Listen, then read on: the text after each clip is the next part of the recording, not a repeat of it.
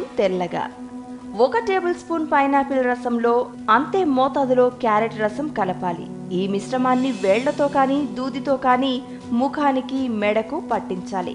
15 నిమిషాల తర్వాత ముఖాన్ని గోరువెచ్చటి నీటితో శుభ్రం చేయాలి.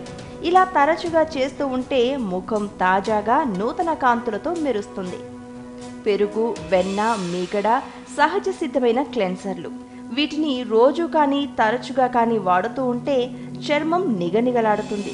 స్నానం చేయడానికి కనీసం అరగంట ముందు పట్టిస్తుంటే వీటిలోని సుగుణాలు చర్మానికి బాగా పడతాయి.